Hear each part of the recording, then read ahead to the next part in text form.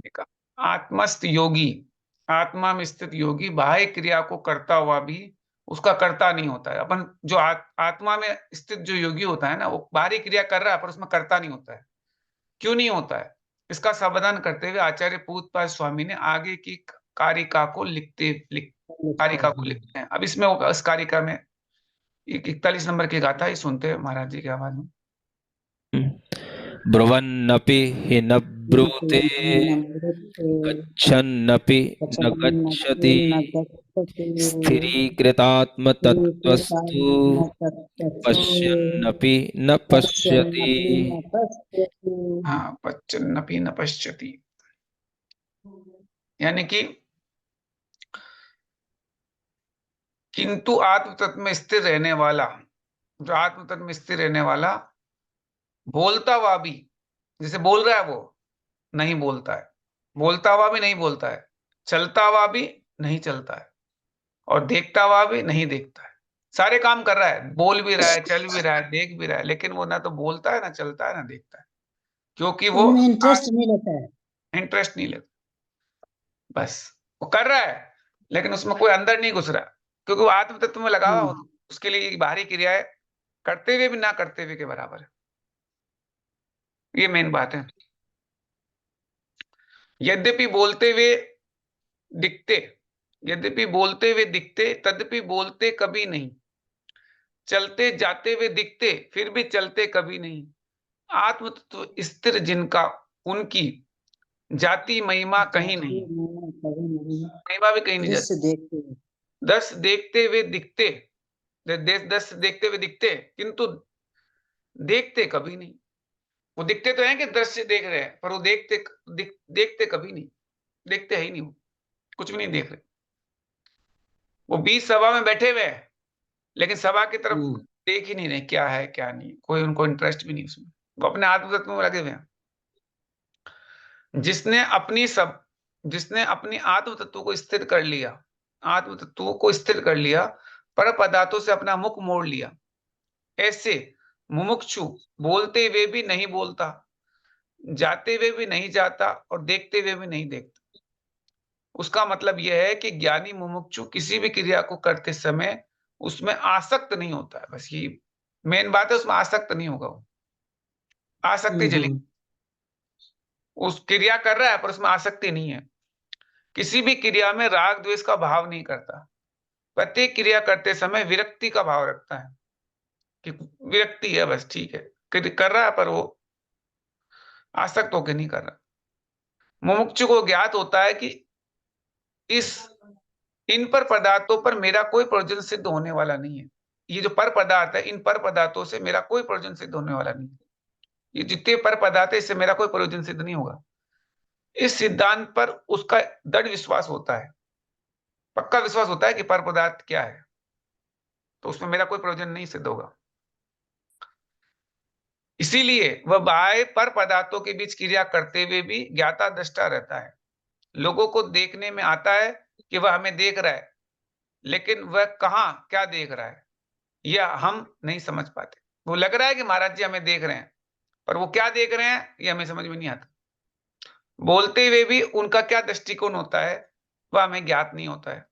ज्ञानी यदि किसी शरीर की ओर देखता भी है तो उस शरीर में रहने वाले आत्मा को देखने का प्रयास करता है। जैसे वो देख भी रहा है तो शरीर नहीं देख रहा, शरीर के पीछे आत्मा को देख रहा है। वह देखता है कि इस शरीर में वह कहाँ छुपा हुआ है। जैसे मैं अपने शरीर में छुपा हूं, जैसे आप भी अपने शरीर में छुपी हुई आत्मा है, वैसे वो सामने वाले शरीर में आत्मा देखता है। मैं अपने शरीर में छुपा हूं, आपको देख रहा हूं, पर आप कौन हो, कहाँ है, ये देखता हूं। अब आप कहाँ हो, यह जो मेरा और आपका शरीर शारीरिक स्वरूप दिख रहा है वह मैं नहीं हूं। जो रूप दिख रहा है ना और शरीर आप का, वो मैं नहीं हूं, और आप भी नहीं हो। आप भी जो दिख रहे हो वो आप नहीं हो, कि उसके पीछे आत्मा है। आप इस शरीर से पृथक आत्म तत्व स्वरूप हो। आपका जो स्वरूप है वो आत्म तत्व के रूप में है। जो रूप आपको दिख रहा है वो मैं नहीं हूं, जो आत्म तत्व वो मैं स्वरूप हूं। मैं भी इस शरीर से पृथक आत्म तत्व हूं। अंदर की बात तो आप लोग नहीं समझ सकते, ये अंदर की बात है। ये मेन दृष्टि वही होती है, किसी भी जो आत्म तत्व पे रहता है उसको वही दिखता है। ये दुनिया हमेशा शरीरों पे अटकी हुई है। इसकी दृष्टि सूरत शकल में अटकी हुई है। इसकी दृष्टि में बाहर ही सब कुछ है, भीतर की कोई बात ही नहीं रहती। संसार में आप देखो, सबको बाहर ही बात दिखता रहता है, ये सुंदर है, ये है, ऐसी है, मोटा है, पतला है, लंबा है, बस उसी में टिकी रहती है। सारी दृष्टि वहीं टिकी रहती है, भीतर की दृष्टि दिखती नहीं है। कोई बात भी नहीं करते, भीतर की कोई बात करता ही नहीं, बाहर ही बाहर की बात करता है, और ये हो गया और ये हो। जबकि योगी की दृष्टि में भीतर ही सब कुछ रहता है। योगी की दृष्टि में भीतर ही सब कुछ रहता है, बाहर की सब बात समाप्त हो जाती है। तभी तो योगी बोलते हुए भी बोलते नहीं है, ऐसी स्थिति का अनुभव कर पाते हैं।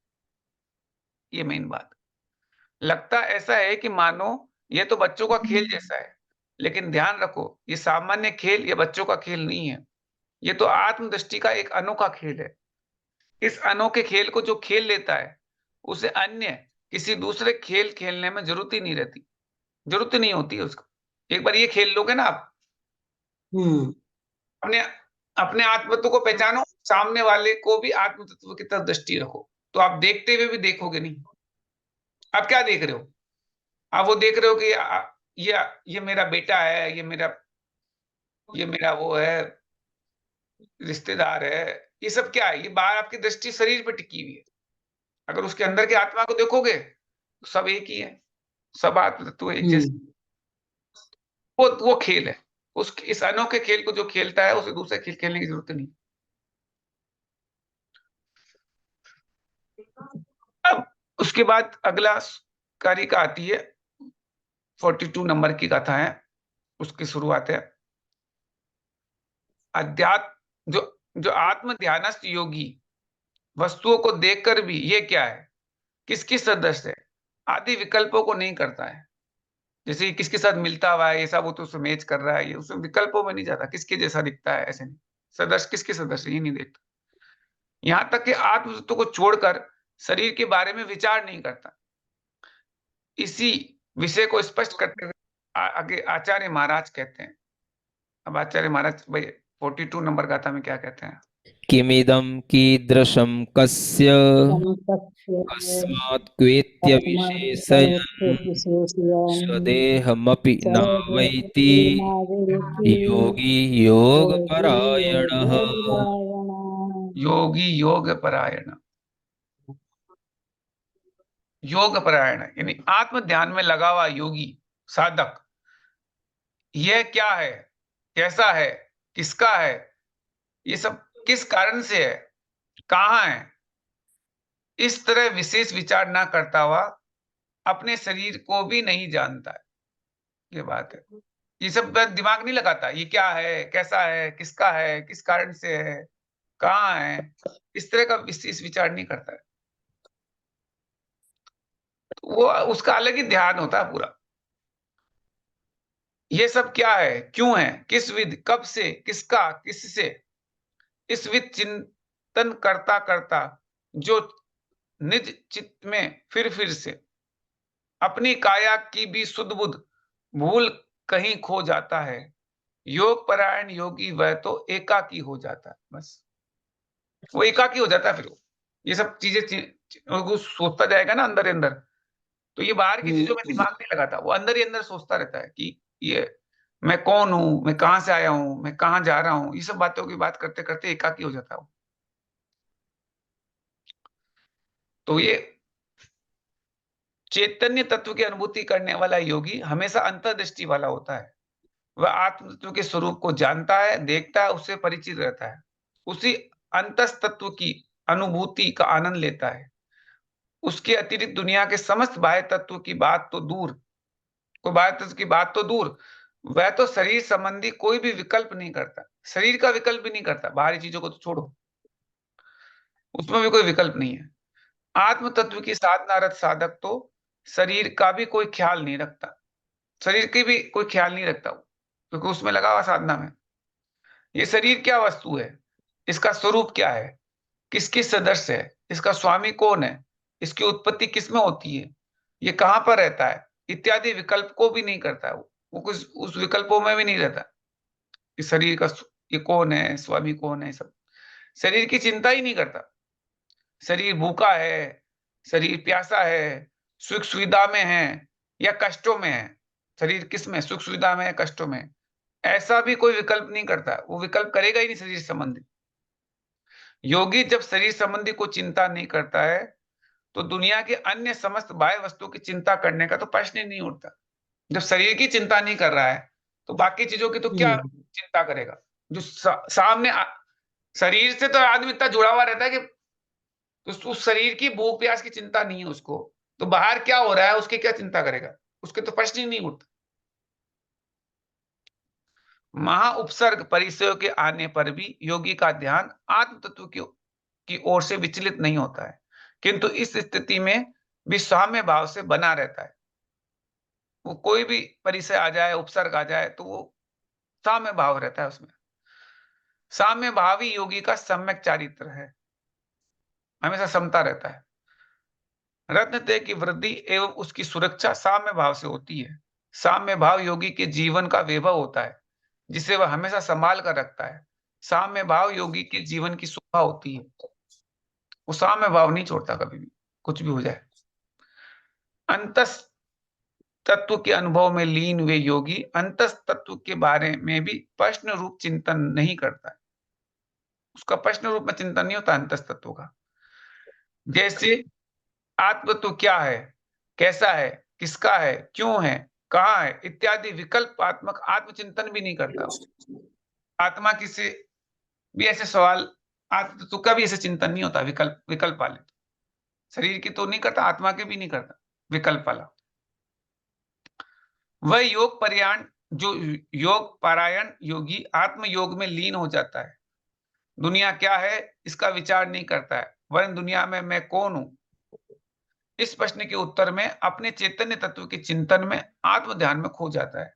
अपने काया के शुद्ध बुद्ध भूल जाता है और एकाकी होकर एकत्व स्वरूप आत्म तत्व में लीन हो जाता है।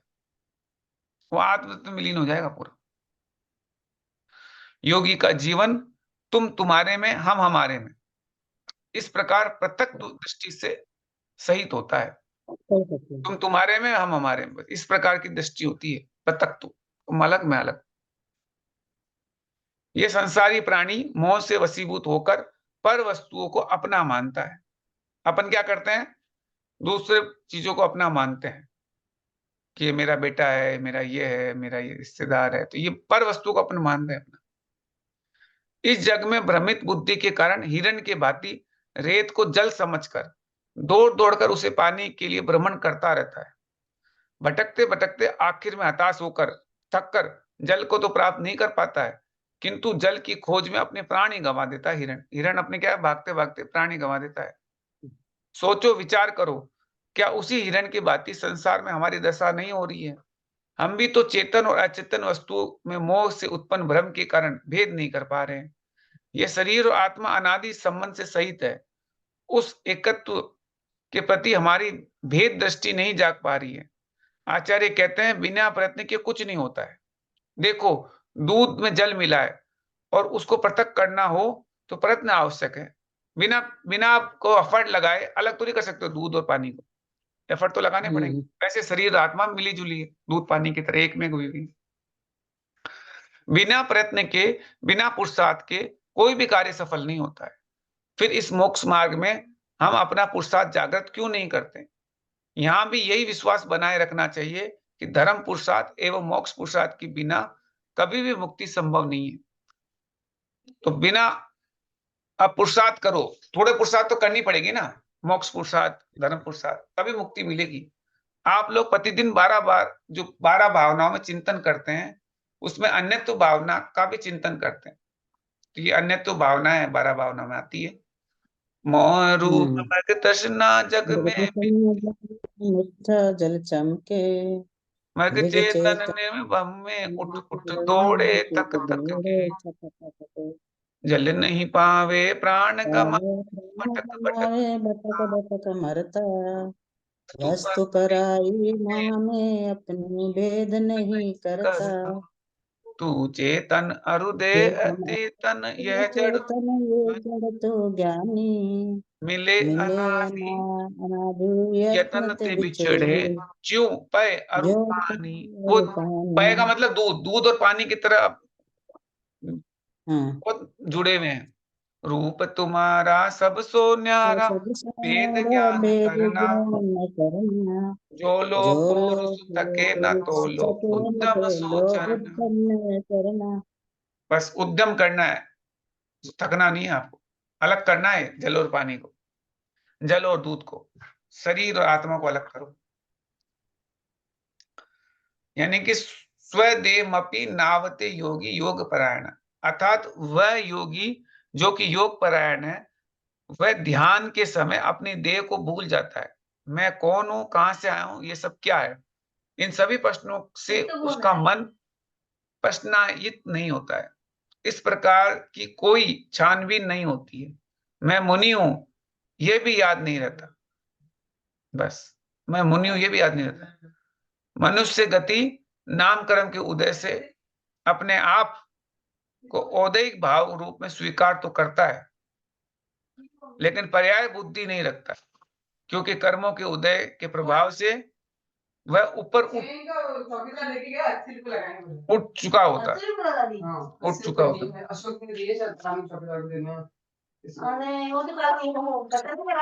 है। ये चीज समझनी है कि पर्याय पर्याय बुद्धि नहीं रखता, क्योंकि कर्मों के उदय के प्रभाव से वह ऊपर प्रक्षेपास्त्र, जो प्रक्षेप वास्तव करते हैं में ना, इंद्र को। जो अपन रॉकेट लगाते हैं उसको प्रक्षेपास्त्र।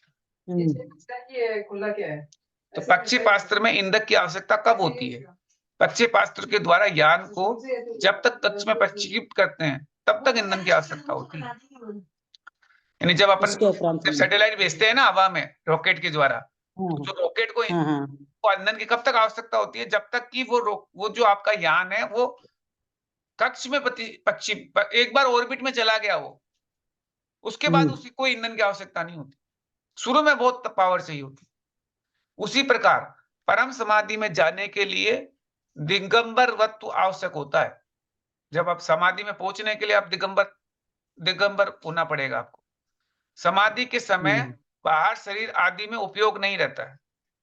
तो समाधि के समय में शरीर आदि में उपयोग नहीं रहता है। योगी शरीर में है पर शरीर का कोई ख्याल नहीं रखता। शरीर में है पर शरीर सो मैं नहीं, इस भेद ज्ञान की अनुभूति में डूब जाता है। फिर उसे वो याद नहीं रहता मैं कौन हूं, मैं साधु हूं, मैं क्या हूं, मैं कुछ कुछ भी याद नहीं रहता उसको। वो शरीर से अलग ही हो जाता है भेद ज्ञान में, तब उसे कुछ भी नहीं करना होता। तो शुरू में रॉकेट में ज्यादा पावर चाहिए। एक बार रॉकेट ऊपर चढ़ गया फिर बाद में पावर का जरूरत नहीं है। इसीलिए आप पहले मोह रूपी जाल से निकलने में शुरू में ज्यादा पावर लगेगी। एक बार इससे फ्री हो जाओगे फिर अपने आप यात्रा चलती रहेगी। तो परम समाधि की यात्रा बहुत आनंददायक होती है, पर उस यात्रा को करने के साहस की बात है। उस यात्रा को साहस हिम्मत वाला ही कर सकता है। निर्विकल्प समाधि के समय शरीर की क्रिया का अनुभव नहीं होता है। निर्विकल्प समाधि क्या है, इसे एक उदाहरण से समझा जा सकता है। जैसे कि विमान तीव्र गति वाला होता है पर धरती पर नहीं। धरती को ऊपर उड़ने में पहले पहिए की आवश्यकता होती है। जैसे आपका जो एरोप्लेन है तो उसको पहले उड़ने में पहिए की आवश्यकता होती है, ऊपर उड़ते ही पहिए गायब हो जाते हैं। उसी प्रकार साधक को आत्म ध्यान में ऊपर उठने के लिए आचरण रूपी पहिए की आवश्यकता होती है। जब एक बार आत्म ध्यान में ऊपर उठने के लिए आचरण उसको चाहिए होगा पहले। लेकिन जिस समय योगी ध्यान की निर्विकल्प हो जाता है, ध्यान में निर्विकल्प हो जाता है, उस समय आचरण रूपी पहिए की आवश्यकता ही नहीं होती। फिर आचरण की जरूरत नहीं है। फिर वो तो ध्यान, एक बार वो एरोप्लेन उड़ गया, अब पहिए की जरूरत ही नहीं। अब बिना पहिए के एरोप्लेन उड़ता रहेगा। तो रॉकेट्स, कोई भी चीज शुरू में ज्यादा आपको चाहिए होगा तो आपको फिर बाद में आचरण की आवश्यकता नहीं है। जब योगी इस समाधि में तल्लीन हो जाता है तभी आत्मानंद का अनुभव करता है। फिर वो आत्मानंद का अनुभव करने लग जाता है। तो ये बहुत जरूरी है कि जो भी अपन बताते हैं ना कि ये करो वो करो, ये सब वो सब चीजें शुरुआत में चाहिए होती। आपने शुरू में आप नियम लोगे, शुरू में आप व्रत लोगे, महाव्रत लोगे, आदि मुनि बनोगे, ये सब शुरुआत में चाहिए। एक बार आप उससे फ्री हो गए, उसके बाद ध्यान में फिर सब एक ही हो जाता है, ध्यान में फिर कोई फर्क नहीं। फिर एक बार हवा में आ गए, अब आपको ये सब चीजों की जरूरत नहीं। अब अपने आप ही आप तो उड़ते रहोगे, उड़ते रहोगे, उड़ते रहोगे, क्योंकि आप ध्यान में चले गए। अब उड़ते उड़ते आप उसका आनंद लेते रहो। उससे पहले तो सब चीज चाहिए, पहिया भी चाहिए, ये भी चाहिए, फिर पहिए की जरूरत नहीं। फिर उसके बाद आगे की गाथा आती है 43 नंबर की। आचार्य कहते हैं, धीमन सुनो और समझो। अभी 43 नंबर की गाथा सुनते हैं।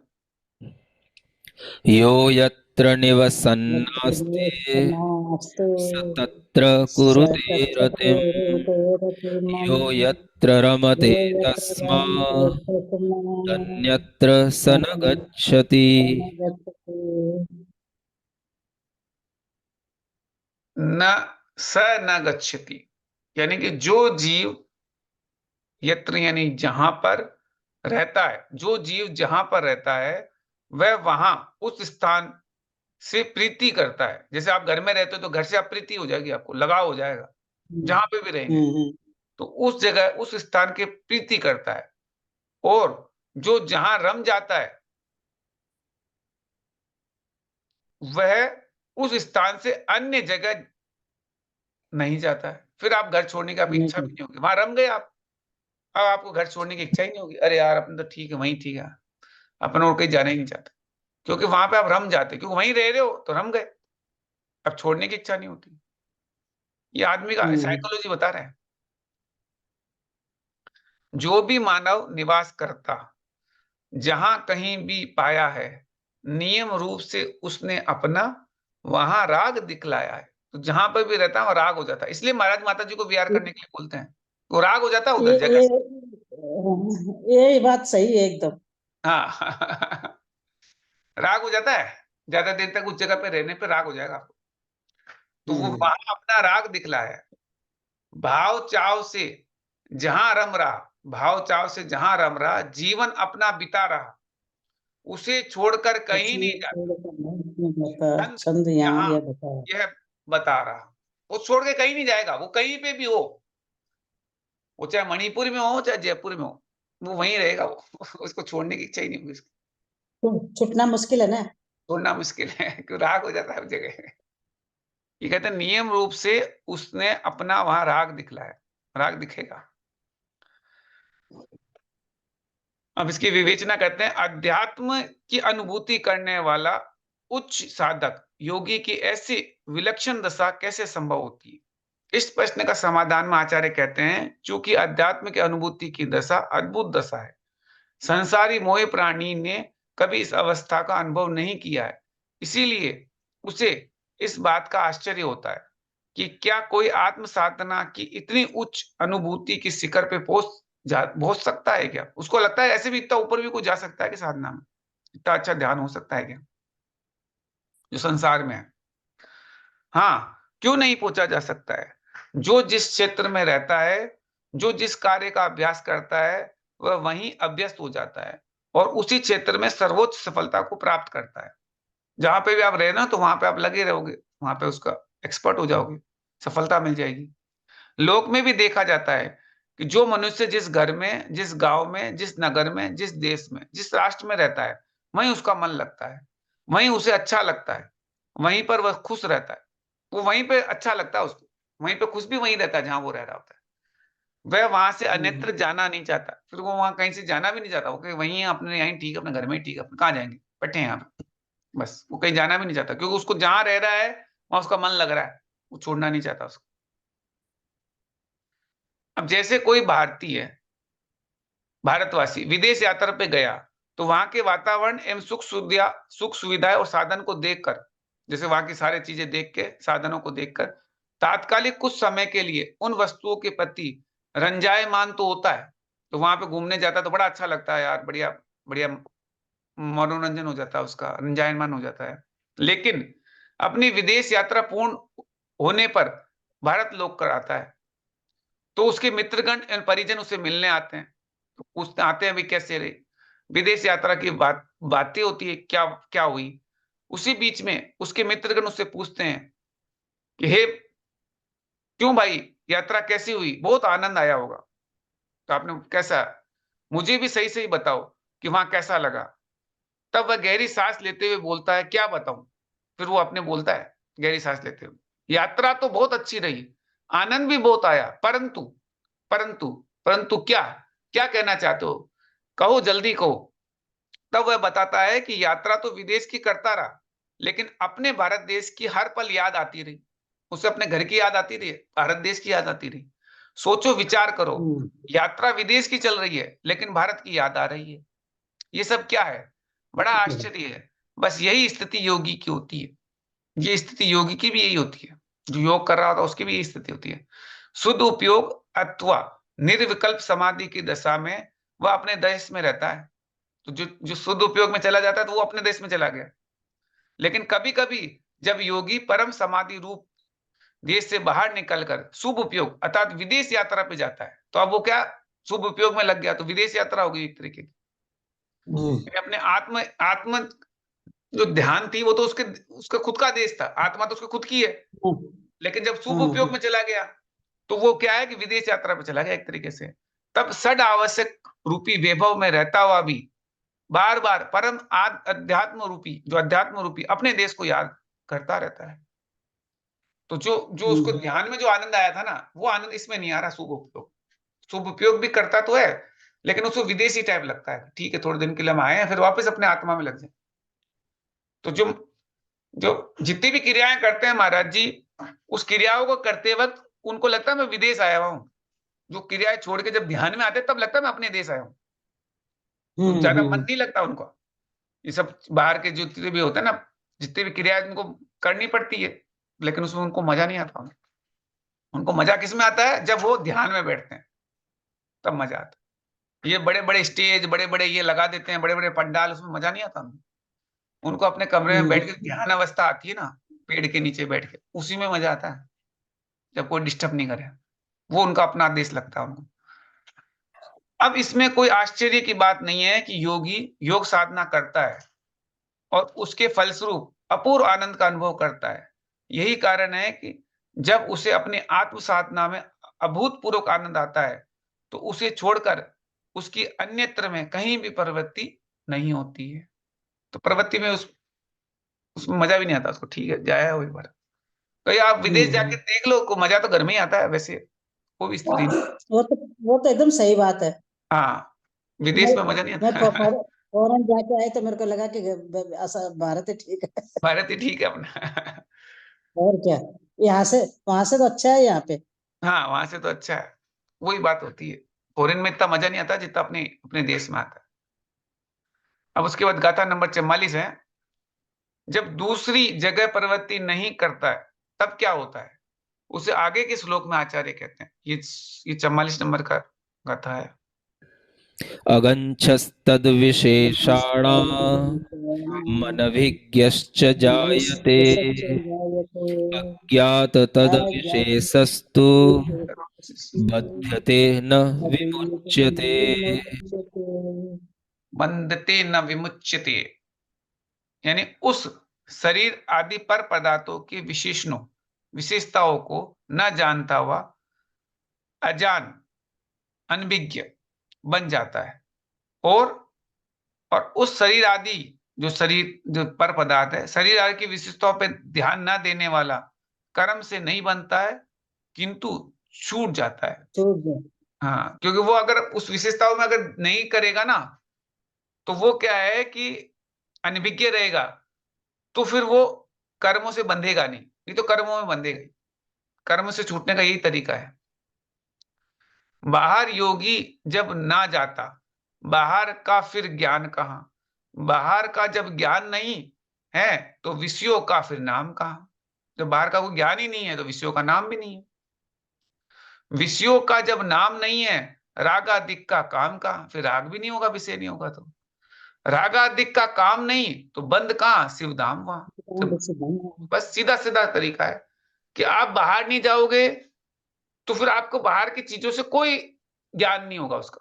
कि वो क्या है, कैसा है, साहब वो नई नई जानकारी इकट्ठी करते रहते, जानकारी है ही नहीं, उसको पता ही नहीं।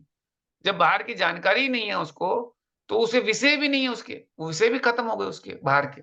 जब विषय खत्म हो गए तो राग खत्म हो गया, राग खत्म हो गया तो आप वहां जहां बैठे हो वहीं मोक्ष हो गया आपका।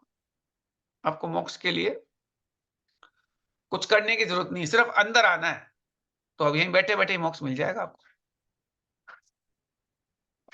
शिवधाम हो जाएगा। आत्म तत्व में स्थिर हुआ योगी, जब आत्म तत्व में स्थिर हुआ योगी, जब अध्यात्म बाह्य वस्तुओं के गुणधर्म से संबंधित कुछ भी विचार नहीं करता है, तो उसके बारे में कोई विचार नहीं कर रहा, बाहरी चीजों के बारे में कि वो कैसे हैं, क्या है, क्या चल रहा है, उधर क्या हो रहा है, उधर क्या हो रहा है, कुछ पता नहीं उनको, तो वो उसके विचार में विचार ही नहीं कर रहे हैं। और उसके भेद प्रभेदों के बारे में सोचता नहीं है कि उसके भेद प्रभेद वहां पे ऐसे हो गया, वैसे हो गया, कितने लोग आए, कितने नहीं आए, भेद भेद प्रभेद में भी नहीं जा रहा। फलस्वरूप उसके प्रति योगी को ना राग होता है ना द्वेष होता है, तो वो राग द्वेष भी खत्म हो गए, क्योंकि उसके बारे में जान ही नहीं रहा, तो राग द्वेष भी खत्म हो गए। राग द्वेष नहीं होने से तत्संबंधी कर्म बंध की प्रक्रिया भी नहीं होगी, तो अब उससे राग द्वेष नहीं करोगे तो कर्म भी नहीं बंधेगा। वरन पूर्वबद्ध, जो पहले से जो कर्म बंधे हुए थे, पूर्वबद्ध कर्मों की निर्जरा होती है। साधारणतः अध्यात्म के प्रसंग के श्रोताओं के मन में ये प्रश्न आता है, जो अध्यात्म के प्रसंग बनते श्रोताओं के मन में प्रश्न आता है कि योगी के जीवन में इस तरह के आत्म स्थिरता कैसे संभव होती है, इतनी ज्यादा स्थिर कैसे हो जाता है आत्मा में, जहां की शरीर का एवं अन्य बाह्य वस्तु का ख्याल ही नहीं आता है। कि उनको ऐसा कैसे हो जाता है कि शरीर और बाहरी चीजों को ध्यान ही नहीं आ रहा, ऐसे कैसे हो जाता है, आश्चर्य होता है लोगों को। ये अति आश्चर्य की बात तो है, पर इसे इस एक उदाहरण से समझने का प्रयास किया जा सकता है। जैसे कि मछली जब जल में रहती है तो आनंद का अनुभव करती हुई अपनी जीवन जीती है, क्योंकि जल ही उसका जीवन है। इसलिए अपन बच्चे भी बोलते हैं, मछली जल की रानी है, जीवन पानी है, हाथ लगाओ डर जाती है, बाहर निकालो मर जाती, ये बच्चे बोलते ही हैं। हाँ, ये बच्चे बोलते ही हैं, उसका जीवन क्या है, जल। तो मछली जल में रहती है तो आनंद का अनुभव करती है, जल से बाहर आते ही व्याकुल हो जाती है। वैसे ही आत्मस्थित योगी जब शुद्ध उपयोग की भूमिका में होते हैं तब परमानंद का अनुभव करते हैं। तो जो शुद्ध उपयोग में चले जाते हैं तो परमानंद का अनुभव करते हैं, लेकिन शुभ शुभ उपयोग की भूमिका में आते ही उन्हें शुद्धात्म तत्व की अनुभूति हेतु मछली की भांति आकुल व्याकुल हो जाते हैं। फिर आकुल व्याकुलता आ जाएगी उनकी, क्योंकि उनको शुद्धात्म ज्यादा अच्छा लग रहा है, मछली जैसे पानी में रहती है वैसे। तो शुभ उपयोग उनको मजा नहीं आता है। जो अपन लोगों के लिए शुभ उपयोग अच्छा है, पर योगी के लिए कोई शुभ उपयोग बहुत अच्छा नहीं मानते। योगी के लिए तो शुद्ध उपयोग ही अच्छा है। हाँ, शुद्ध उपयोग एकदम आत्मा, अपने लिए तो शुभ उपयोग अच्छा है, अपन तो शुद्ध में जा नहीं पा रहे इसलिए। लेकिन जिस दिन शुद्ध में चले जाओगे तब शुभ भी आपको कोई बेकार लगने लग जाएगी। फलतः वे योगी बार बार शुद्ध उपयोग की प्राप्त करने का हमेशा आत्म पुरुषार्थ बनाए रखता है, तो उसके लिए कोशिश करता रहता है आत्म शुभ उपयोग के लिए, वो जरूरी है। योगी ही नहीं योगी ही नहीं किंतु सम्यक दृष्टि जीव भी जब शुभ उपयोग की भूमिका से अशुभ उपयोग में पहुंच जाते हैं, तब वे भी जल से रहित मछली की तरह पुनः शुभ उपयोग में आने के लिए एवं शुद्ध उपयोग की भावना करने के लिए हमेशा उद्यत रहते हैं। ये बता रहे योगी। अब एक तरफ तो एग्जांपल दिया योगी का, तो योगी के लिए तो बता दिया है कि शुद्ध उपयोग शुभ उपयोग, लेकिन जो सम्यक दृष्टि है तो उनको क्या है कि शुद्ध उपयोग तो लगता ही नहीं है, तो शुभ उपयोग से अशुभ उपयोग में आने पर पहुंचते तब पानी के रहित हो जाएंगे। अपन लोगों के लिए कह रहे हैं। अब अपनी भूमिका आ गई, अपनी भूमिका के अंदर जब अपन शादी में जाते हैं, पार्टी में जाते हैं, तो अशुभ उपयोग में चले गए, तो उनको ऐसा लगता है कहाँ, और यही अपन मंदिर में जाएंगे, वहां पूजा करेंगे, वो करेंगे शुभ उपयोग, तो अब लगेगा हाँ पानी में आ गए। तो जो पानी से निकल के और शादी ब्याह में जाना, उनको ऐसा लगेगा कि जैसे कि अपन तो क्या हो गया, जैसे पानी से निकाल दिया, अरे कहाँ तड़पेंगे, यार यार कहाँ आ गए, यार कहाँ फंस गए। तो उनको सिनेमा देखना और ये देखना ऐसा लगेगा कहाँ जंगल में डाल दिया, ऐसे फंसा दिया हमको, तो जैसे पानी से निकाल दिया मछली को, और उसमें अच्छा लगेगा। ये सम्यक दृष्टि के लिए बता रहे हैं। शुभ उपयोग की भूमिका से अशुभ उपयोग में पहुंच जाते हैं, तब वे जल से रहित मछली की तरह पुनः शुभ उपयोग में आने की भावना करते हैं। और शुद्ध उपयोग तो मन में रहता ही हमेशा ही। शुद्ध उपयोग में योगी क्या करता है? तो आचार्य कहते हैं मां चिंते मां जंपे। ये मां चिंते मां जंपे मतलब चेष्टा मत करो, बोलो मत, यहां तक कि चिंतन भी मत करो, ये शुद्ध उपयोग कहलाता है। तो आपको मां चिंते मां जंपे यानी कुछ चेष्टा नहीं करनी, कुछ बोलना नहीं, चिंतन भी नहीं करना। कहने का तात्पर्य यह है कि शुद्ध उपयोग में करना कुछ नहीं होता है, किंतु करने की क्रिया से पूर्ण विश्राम हो जाता है। अब उसमें करना कुछ नहीं, मां चिंते मां जंपे, याद रखो। तो मां चिंते मां जंपे चलता रहेगा तो आप शुद्ध उपयोग में आ जाओगे। लेकिन तब तक तो शुभ उपयोग में रहो, पूजा पाठ करो, भगवान का ध्यान करो, जप करो, माला फेरो, ये सब शुभ उपयोग है। उसके ऊपर चले जाओगे तो शुद्ध उपयोग में चले जाओगे। जब माला भी नहीं फेरनी, कुछ नहीं करनी, आप एकदम चिंतन कुछ करना ही नहीं है, मां चिंते मां जपे, चेष्टा नहीं करनी, बोलना नहीं है, चिंतन भी नहीं करना, कुछ भी नहीं करना, तो ये चिल्लाती। अब अपन इसका आगे वाला अपन कर लेते हैं। तो सोने में आ जाएगा, हाँ तब तो सोने में चिंता भी नहीं होगी, सोचना भी नहीं पड़ेगा। हाँ नहीं नहीं वही तो बात है। वो स्थिति आने के लिए अब देखो कब आएगी, कब आती है। अब अपन जिनवाणी स्तुति करते हैं। जावाणी के ज्ञान पे सूझे लोकालोक, तो सोवाणी मस्तक धरे सदा दे तो दो। हे हे जिनवाणी भारती तुझे जपू दिन रेन, जो जो तेरा शरणा गए सो पावे सुख चैन। बोले जिनवाणी माता की जय। जय जय